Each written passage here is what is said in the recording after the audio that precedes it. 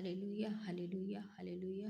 आइए प्रिय भाई बहनों, आज के सुबह सवेरा प्रोग्राम में ज्योति बहन की ओर से आप सबको ढेर सारी शुभकामनाएं। जय मसीह की। आज के वचन में हम चलते हैं और परमेश्वर की बातों पर ध्यान लगाते हैं। प्रिय भाई बहनों, आज के दिन हम देखते हैं एक वचन को। आज का विषय है तू हत्या ना करना। Praise the Lord. आज के वचन को पर हम ध्यान मनन करते हैं। परमेश्वर ने जब इस धरती आकाश की रचना की, सृष्टि की रचना की, उसने मनुष्य को बनाया, मनुष्य को बुद्धि दी और मूसा के द्वारा अगुवाई करते हुए इजरायलियों को जीना सिखाया। परमेश्वर ने मूसा को अगुवा के रूप में खड़ा करके अपनी आज्ञाओं को उसने मूसा के हाथ में सौंपा और कहा कि जाओ तुम इजरायलियों को सुनाओ, बताओ और सिखाओ कि कैसे जीवन जीना चाहिए। परमेश्वर ने मूसा को 10 आज्ञा दी, जिसमें ये एक आज्ञा थी जिसमें था तू हत्या ना करना, तू हत्या ना करना। 10 आज्ञा में परमेश्वर ने बहुत सारी बातों का वर्णन किया है, जिसमें है कि तू किसी भी तरह की मूर्ति ना बनाना, जो आकाश में, जो जल में, जो थल में है, किसी की मूर्ति ना बनाना और उसको पूजा ना करना। तू अपने परमेश्वर ही को दंडवत करना और उसी की उपासना करना। फिर उसने कहा कि तू अपनी माता पिता का आदर करना, तू व्यभिचार ना करना, तू चोरी ना करना, तू हत्या ना करना, तू किसी के विरुद्ध झूठी गवाही ना देना, किसी के गाय बैल गधे का लालच ना करना, तू अपने परमेश्वर का नाम व्यर्थ में ना लेना। इस तरह परमेश्वर ने मूसा के द्वारा इस्राएलियों को जीना सिखाया, उन्हें पवित्रता में जीना सिखाया। और परमेश्वर ने कहा तू हत्या ना करना, क्योंकि हत्या एक ऐसा घिनौना, जघन्य, बर्बर कांड है जिसकी क्षमा शायद परमेश्वर के पास नहीं है।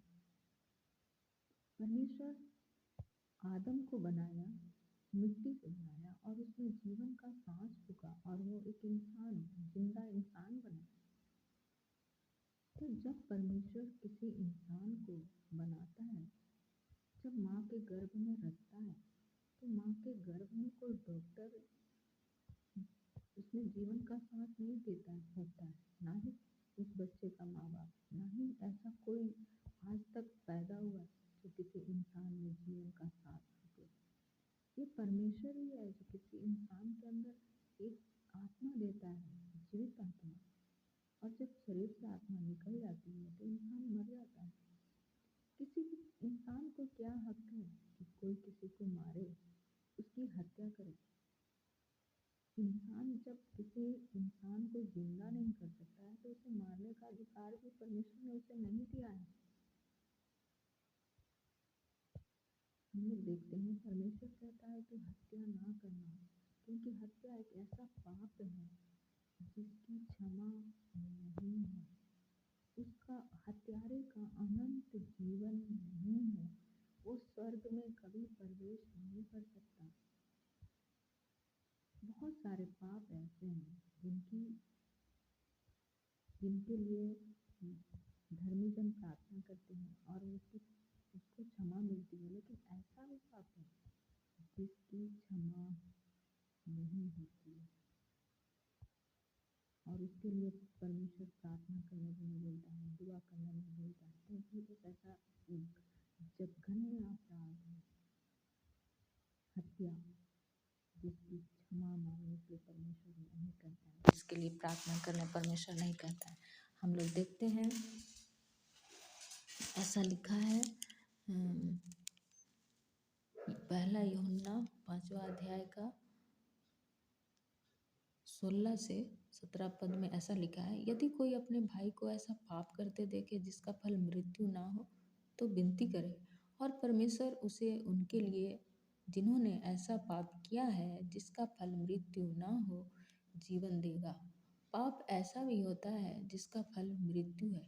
इसके विषय में मैं विनती करने के लिए नहीं कहता। सब प्रकार का अधर्म तो पाप है, परंतु ऐसा पाप भी है जिसका फल मृत्यु है। Praise the Lord. यहाँ पर परमेश्वर साफ बोलता है कि ऐसा भी पाप है जिसका क्षमा शायद परमेश्वर नहीं देना चाहता, और वो यहाँ पर प्रभु का दास बताता है कि ऐसा पाप के लिए प्रार्थना नहीं करना। और यहाँ पर ऐसा भी लिखा है याकूब की पुस्तक उसका 4 अध्याय में, तुम में लड़ाइयाँ और झगड़े कहाँ से आ गए? क्या उन सुख विलासों से नहीं जो तुम्हारे अंगों में लड़ते भिड़ते हैं? तुम लालसा रखते हो और तुम्हें मिलता नहीं, इसलिए तुम हत्या करते हो। तुम डाह करते हो और कुछ प्राप्त नहीं कर पाते, तो तुम झगड़ते और लड़ते हो। तुम्हें इसलिए नहीं मिलता कि मांगते नहीं। तुम मांगते हो और पाते नहीं, इसलिए कि बुरी इच्छा से मांगते हो, ताकि अपने भोग विलास में उड़ा दो। हे व्यभिचारिणियों, क्या तुम नहीं जानती कि संसार से मित्रता करनी परमेश्वर से बैर रखना है? अतः जो कोई संसार का मित्र होना चाहता है वह अपने आप को परमेश्वर का बैरी बनाता है। इसलिए परमेश्वर कहता है प्रियो कि यदि तुम अपने अपने मन में कड़वी डाह और विरोध रखते हो तो सत्य के विरोध में घमंड ना करना और ना तो झूठ बोलना। यह ज्ञान वह नहीं जो ऊपर से आता है, वरन शारीरिक और शैतानी है। जहाँ डाह और विरोध होता है वहाँ बखेड़ा और हर प्रकार का दुष्कर्म होता है। इसलिए क्या करो, प्रभु के सामने दीन बनो, तो वह तुम्हें क्या करेगा? शिरोमणि बनाएगा। और क्या करना है? परमेश्वर कहता है कि परमेश्वर अभिमानियों का विरोध करता है पर दीन लोगों पर अनुग्रह करता है। इसलिए परमेश्वर के अधीन हो जाओ और शैतान का सामना करो, तो वह तुम्हारे पास से भाग जाएगा। शैतान का काम क्या है? शैतान का काम है नाश करना, चोरी करना और घात करना, हत्या करना। ये शैतान का काम है। यहाँ पर हम लोग आगे देखते हैं मेरे प्रियो, परमेश्वर का वचन हमें ये बतलाता है। प्रकाशित वाक्य में 22 अध्याय का 12 पद में ऐसा लिखा है, देख मैं शीघ्र आने वाला हूँ और हर एक के काम के अनुसार बदला देने के लिए प्रतिफल मेरे पास है। जो जैसा काम करेगा परमेश्वर उसके साथ वैसा ही न्याय करेगा। और परमेश्वर न्यायी है। यीशु मसीह शीघ्र आने वाला है और न्याय करने के लिए आने वाला है। इसलिए परमेश्वर कहता है कि परमेश्वर के सामने दीन बनो, तो वह तुम्हें शिरोमणि बनाएगा। आगे ऐसा बताता है 14 अध्याय के 1 से 15 पद में, धन्य है वे जो अपने वस्त्र धो लेते हैं, क्योंकि उन्हें जीवन के वृक्ष के पास आने का अधिकार मिलेगा और वे फाटकों से होकर नगर में प्रवेश करेंगे। धन्य है वे जो अपने वस्त्र धो लेते हैं। इसका मतलब क्या है? वस्त्र धो लेना, अपने आप को पवित्र कर लेना, अपने हृदय को पवित्र कर लेना, अब उन सारी गंदी बातों से अपने आप को अलग कर लेना और परमेश्वर के लिए पवित्रता के साथ जीवन बिताना। कहने का अर्थ है कि अपने आप को बुराई से अलग करो, गंदी बातों से अपने को अलग करो, तब तुम्हें क्या होगा? जीवन के वृक्ष के पास आने का अधिकार मिलेगा। और जीवन का वृक्ष कौन है? परमेश्वर, यीशु मसीह है। उसके पास आने का तुम्हें अधिकार मिलेगा। कहने का अर्थ है कि न्याय के बाद जब तुम्हारा न्याय होगा और जब तुम भले कामों में सुदृढ़ रहोगे, तो तुम्हारे लिए स्वर्ग में परमेश्वर स्थान देगा और वे फाटकों से होकर नगर में प्रवेश करेंगे। जो परमेश्वर के लिए अपने आप को इन सांसारिक बातों से अलग करता है और परमेश्वर के नियम विधि के अनुसार अपने जीवन को बिताता है, वो फाटकों से, कहने का मतलब वो फाटकों मतलब परमेश्वर की आज्ञाओं, नियमों, विधियों से होकर वो स्वर्ग में प्रवेश करता है। पर कुत्ते, टोन्हे और व्यभिचारी, कुत्ते कौन है?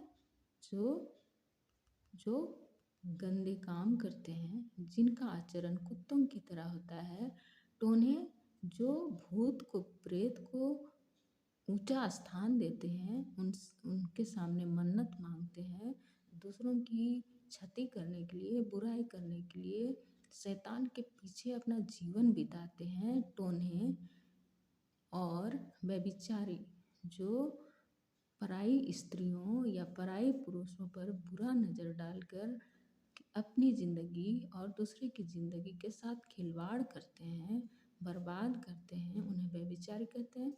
और हत्यारे, जो दूसरे की हत्या करते हैं, जो एक मनुष्य होकर दूसरे मनुष्य की हत्या करते हैं, मार डालते हैं, खून बहाते हैं।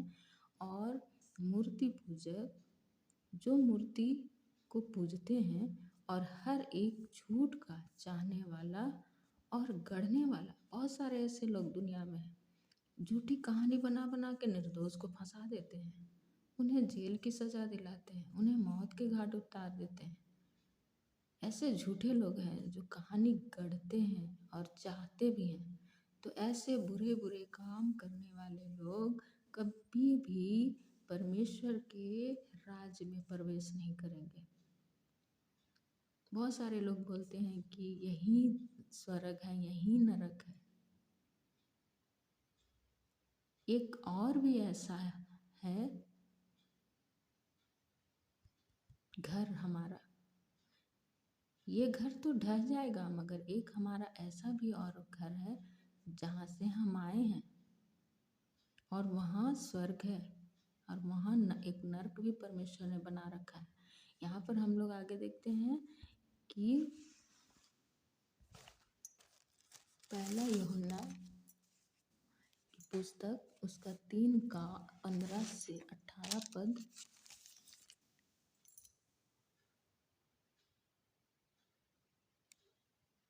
जो कोई अपने भाई से बैर रखता है वह हत्यारा है, और तुम जानते हो कि किसी हत्यारे में अनंत जीवन नहीं रहता।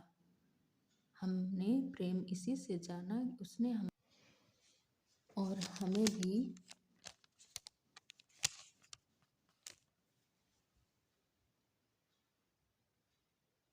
उसने हमारे लिए अपने प्राण दिए, और हमें भी भाइयों के लिए प्राण देना चाहिए। पर जिस किसी के पास संसार की संपत्ति हो और वह अपने भाई को कंगाल देखकर उस पर तरस खाना ना चाहे, तो उसमें परमेश्वर का प्रेम कैसे बना रह सकता है? हे बालकों, हम वचन और जीभ ही से नहीं, पर काम और सत्य के द्वारा भी प्रेम करें। आगे देखते हैं हम लोग कि बहुत सारे आज दुनिया में ऐसे लोग हैं जो कहते हैं, तीतुस की पुस्तक 1 अध्याय का 16 पद में लिखा है, वे कहते हैं हम परमेश्वर को जानते हैं, पर अपने कामों से उसका इनकार करते हैं, क्योंकि वे घृणित और आज्ञा न मानने वाले हैं और किसी अच्छे काम के योग्य वे नहीं हैं। पर वे कहते हैं कि हम परमेश्वर को, यीशु मसीह इस दुनिया में आए तो हम सबको प्रेम करने सिखाया कि प्रेम से बड़ा उत्तम मार्ग और कोई नहीं है। यीशु मसीह ने हमें प्रेम सिखाया अपने आप को क्रूस पर बलिदान करके। हम पापियों के लिए उसने अपनी जान दी, और इससे बड़ा प्रेम और कुछ नहीं हो सकता। परमेश्वर ने जगत से ऐसा प्रेम किया कि उसने अपने इकलौते पुत्र को भी ना रख छोड़ा, और उसने हमारे लिए क्रूस पर अपने आप को, यीशु मसीह ने बलिदान कर दिया। आज का वचन हम लोग देखें कि हत्या ना करना, क्योंकि किसी हत्यारे में जीवन नहीं होता और ये एक ऐसा पाप है जिसका क्षमादान करना परमेश्वर भी नहीं चाहता। आइए प्रिय भाई बहनों, आज के इस सुंदर वचन के लिए हम प्रभु का धन्यवाद करें। इसलिए परमेश्वर ने हमें क्या सिखलाया है? लिखा है इफिसियों की पुस्तक में 4 अध्याय का 25 पद में ऐसा लिखा है, इस कारण झूठ बोलना छोड़कर हर एक अपने पड़ोसी से सच बोले, क्योंकि हम आपस में एक दूसरे के अंग हैं। क्योंकि हम एक दूसरे के अंग हैं। क्रोध तो करो पर पाप मत करो। सूर्य अस्त होने तक तुम्हारा क्रोध ना रहे। ना शैतान को अवसर दो, क्यों चोरी करने वाला फिर चोरी ना करे, वरन भले काम में अपने हाथों से परिश्रम करे, इसलिए कि जिसे प्रयोजन हो उसे देने को उसके पास कुछ हो। कोई गंदी बात तुम्हारे मुंह से ना निकले, पर आवश्यकता के अनुसार वही निकले जो उन्नति के लिए उत्तम हो, ताकि उससे सुनने वालों पर अनुग्रह हो। परमेश्वर के पवित्र आत्मा को शोकित मत करो, जिससे तुम पर छुटकारे के दिन के लिए छाप दी गई है। सब प्रकार की कड़वाहट, प्रकोप, क्रोध और कलह और निंदा और सब बैर भाव समेत तुमसे दूर की जाए। एक दूसरे पर कृपालु और करुणामय हो, और जैसे परमेश्वर ने मसीह में तुम्हारे अपराध क्षमा किए, वैसे ही तुम भी एक दूसरे के अपराध क्षमा करो। Praise the Lord. आज के सुंदर वचन पर परमेश्वर आप सबको बड़ी आशीष दे। हालेलुया। धन्यवाद धन्यवाद पिता परमेश्वर, धन्यवाद करते हैं प्रभु। हे परमेश्वर, तू हमारा राजा, हमारा महाराजा, हमारा परमेश्वर, हमारा सृजनहार, हमारा सृष्टिकर्ता, हमें बचाने वाला, हमें छुड़ाने वाला, हमें प्रभु जीवन की राह दिखलाने वाला, हमें जीने सिखाने वाला तू ही परमेश्वर है प्रभु। तू बड़े बड़े आश्चर्य कर्म करता है प्रभु। हे पिता परमेश्वर, हम आज के सुंदर वचन के लिए प्रभु तेरा धन्यवाद करते हैं, क्योंकि प्रभु पिता परमेश्वर अपने वचन के द्वारा तू हमें चंगा करता है। पिता परमेश्वर, हम धन्यवाद करते हैं कि तूने हमें एक सुंदर अवसर दिया प्रभु कि तेरे वचन पर हम ध्यान कर सके।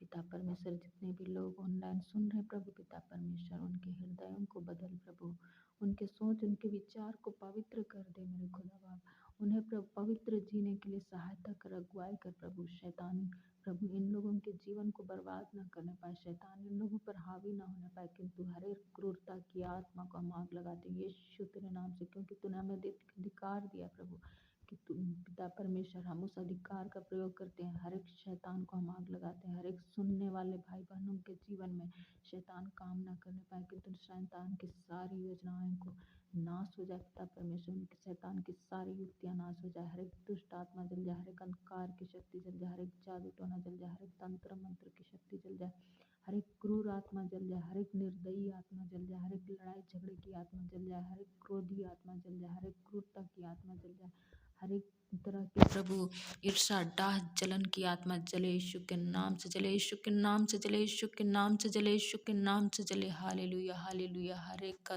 प्रभु माइंड को बांध कर रखने वाली गंदी आत्मा जले, यीशु के नाम से जले। हर एक विचक्राफ्ट की आत्मा जले, यीशु के नाम से जले। हर एक जादू टोना जले, हर एक तंत्र मंत्र की शक्ति जले, हर एक श्रापित आत्मा जले, हर तरह के पिता परमेश्वर विचक्राफ्ट की आत्मा जले जले जले जले जले जले यीशु के नाम। हर एक विचक्राफ्ट की आत्मा जले यीशु के नाम से जले, यीशु के नाम से जले। जानवर की आत्मा, कुत्ते की आत्मा, सूअर की आत्मा जले यीशु के नाम से जले, यीशु के नाम से जले जले जले। हर एक भाई बहनों के जीवन में रोग बीमारी देने वाली दुष्ट आत्मा जले, दुर्घटना संकट जोखिम मृत्यु लाने वाली दुष्ट आत्मा जले यीशु के नाम से जले, यीशु के नाम से जले, यीशु के नाम से। यीशु मसीह सबको प्रभु अपने लहू में कवर कर प्रभु, लहू में कवर कर प्रभु। जितने भी भाई बहन देख रहे हैं ऑनलाइन पिता परमेश्वर, चंगे हो जाए, चंगे हो जाए प्रभु। तेरे लहू से वे शुद्ध हो जाए, पवित्र हो जाए, पवित्र हो जाए। Hallelujah hallelujah hallelujah hallelujah hallelujah hallelujah hallelujah. Thank you Jesus, thank you Jesus, thank you Jesus. तूने हमारी प्रार्थना सुनी, ग्रहण किए प्रभु। तूने लोगों को छुआ है प्रभु, तूने उन्हें प्रभु हमारी प्रार्थना को सुनकर उत्तर दिया। हम धन्यवाद करते हैं पिता। धन्यवाद करते हैं, सारी आदर महिमा तुझे देते हैं प्रभु जी। ये छोटी सी प्रार्थना सुन और स्वर्गराज में ग्रहण कर। आमीन आमीन आमीन आमीन। Thank you Jesus, hallelujah hallelujah. Thank you ji.